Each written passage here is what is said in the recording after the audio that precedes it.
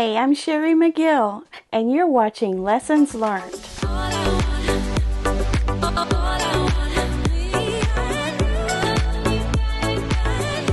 Hi everyone, welcome to Monday Quilt Chat. I hope you guys are doing well and that you had a wonderful weekend. I hope it was productive or fun or whatever you proposed for it to be. And here we got a little bit of rain, which we needed desperately, so even though I don't like gray days, a little bit of rain was welcomed here. So, yeah, our yard is like dead. We haven't mowed for a month at least. And usually we're mowing up until way to the end of October, sometimes in November. And it's not totally unheard of to mow the yard the first week or so of December. So, yeah, we've just not had any rain for a couple of months. Very, very little. It's a dust bowl out here. It's a Kansas dust bowl in Indiana. So I set out Friday to baste a couple of quilts, and I didn't get that done. I discovered I hadn't done my October mini block, for barn mini block as usual, so I did get that done Saturday. I spent most of the day Saturday doing it, and there's October. And I tell you what, this one gave me a run for my money. I messed around. I still got some points that aren't quite pointy. They're cut off, but hey, I think it looks pretty good. Put a little bit of quilting on there, not a whole lot, because by the time I got this all together and everything, I was not in the mood to do any sort of intricate quilting on that, and I haven't been doing any kind of intricate quilting on these. So, yeah, I just did around the star and around the center star, and then all the way around the perimeter of that white square. So yeah, they had on the pattern, I don't have it laying here, but on the pattern they had a color like this, I think, and then they had black and green, and I just thought that was kind of odd, so I went a different direction, more of a fall direction with it, like dead October leaves. How about that? But it's pretty. I like it. So yeah, I slowly worked on this until it was done, and that's about all I got done on Saturday. Sunday, I didn't do much of anything either. The quilt with the faces, I decided I'm going to get a piece of batting cut for that from the quilt shop in Louisville. So I'm going to go over there on Wednesday because there are guys there that sharpens the scissors. And I have had this pair of Ginger scissors. I keep it in the box even. I have had this pair of Ginger scissors for probably 35 years or more. I'd say probably like 38 years. I would say, yeah. They're 7-inch. You know, I used to have a much smaller hand. And they're just the best little scissors. And I used to do a lot of dressmaking and stuff like that. And these were really good for that. I don't use them too much in quilting, but I should. I should get the rest of the life out of them that I can, shouldn't I? So there is a little nick right about here. And they still cut great, but I can feel that nick sometimes. So I'm going to get them sharpened. I've never had them sharpened in all that time. And yes, I have had long pauses in my sewing over the years, but yeah, they're overdue. And I also have a pair of pinking shears that are Ginger. I used to work at a Hancock Fabrics. I don't know if you have had Hancock Fabrics where you all live, but you know, they're no longer anymore. And these come in really handy for a lot of things. These aren't dull at all, but I've used them a lot.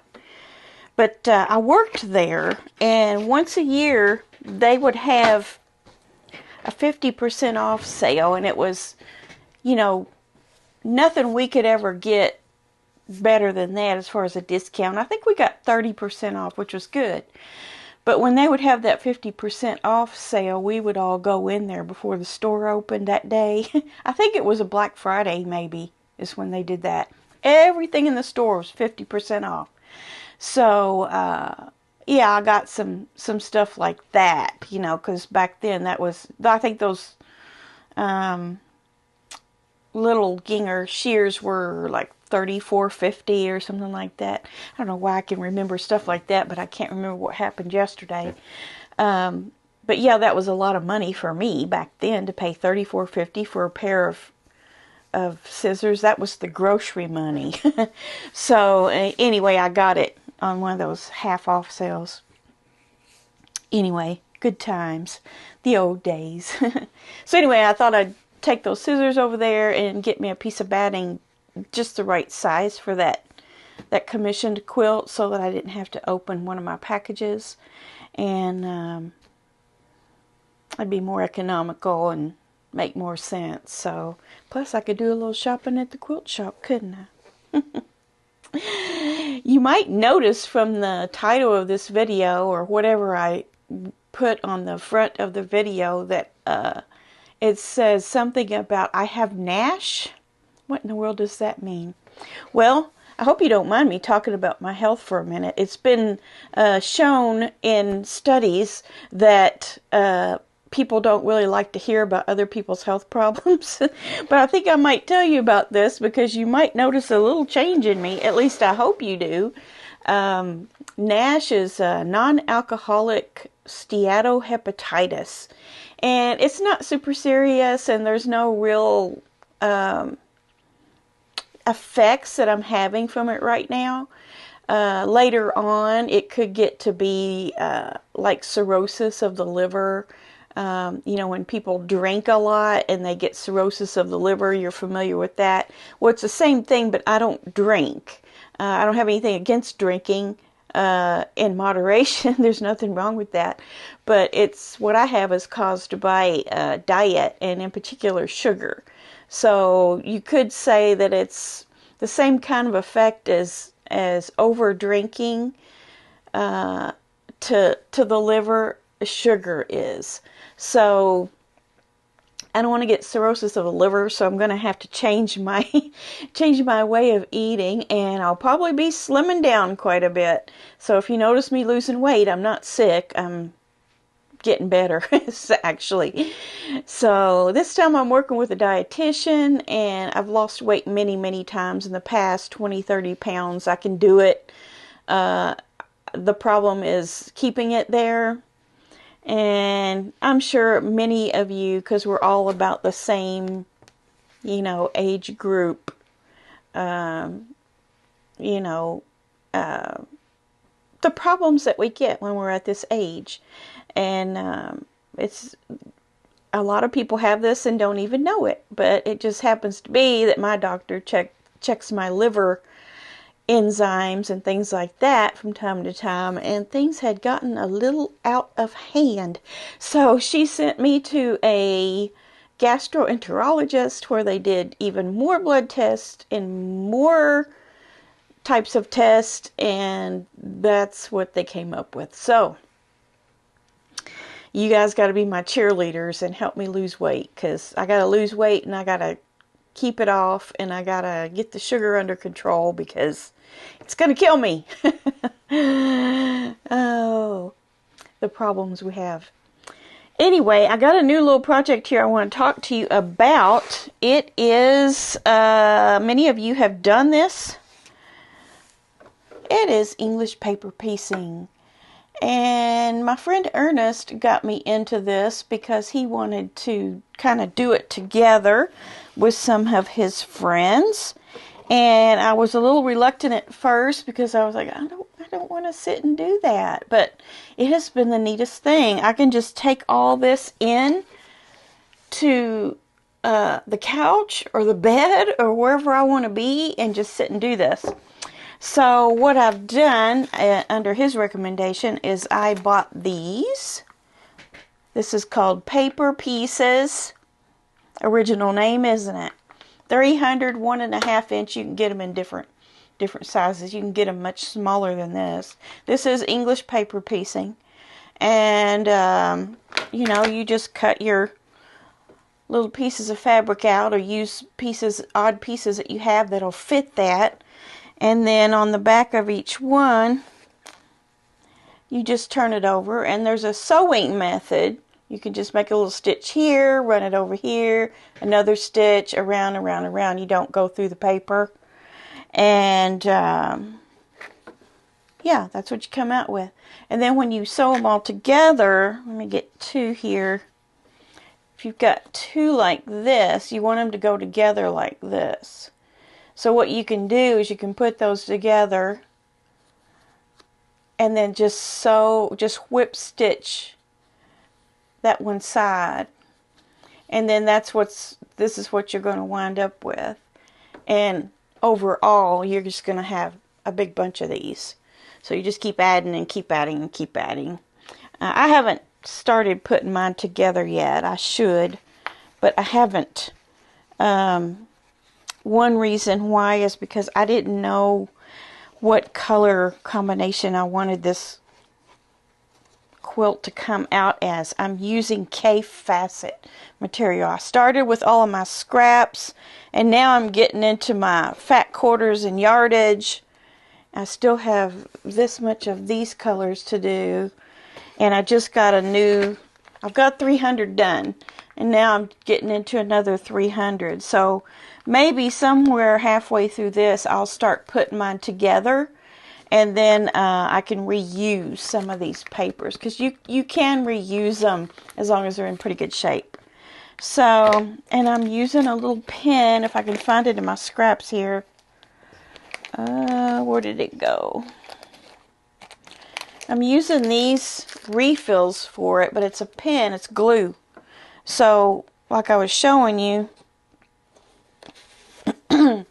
you can use needle and thread to tack those down, or you can use glue, a glue pen. This is Soline glue, fabric glue pen, and these are the refills. So I've got some more refills too, because I felt like I was going to need more than that. Well, I'm trying to find my pen so I can show you the pen. You can get all this stuff on Amazon. These are all my scraps. Here it is. Looks like that. It's in a pink package too when you go. See, it says Soline on it. So you just stick those little, it's blue, but it dries clear. So you just like you do a glue stick in arts and crafts. And then so I have my tray, my fabric, my scissors, my glue pen, and then I try to keep my little row of finished ones kind of tight so that those folds will stay where they're supposed to stay.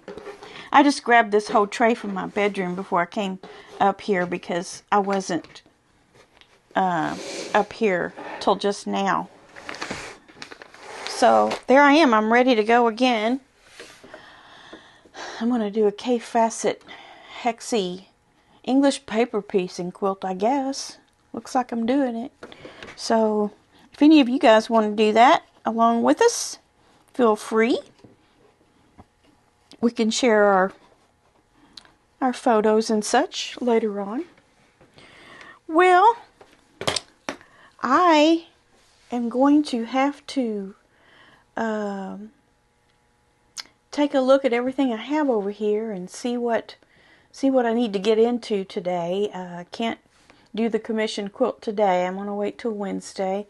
And then I guess I'll be getting that Pat Sloan Birdsong quilt out and basting it today. So I hope you've got some projects you can dig into. I'm sure you do. So if you got time today, let's get something out and get started on it. Even if you have 10 or 15 minutes, just do something so we can produce some nice little projects here before long. Alright, a little bit of a short video today, but there's lots to do, And I will see you guys on Wednesday for Vintage Mystery Block number 9. And I think we're going to do 12 instead of what I originally said, which would have been 25 total. We're going to do more like 20. So the vintage blocks themselves will be 12, or 10 or 12. I don't know. I'll talk to you on Wednesday about it. All right, have a great week, and I'll see you at least on Friday for Finish It Friday. All right, bye.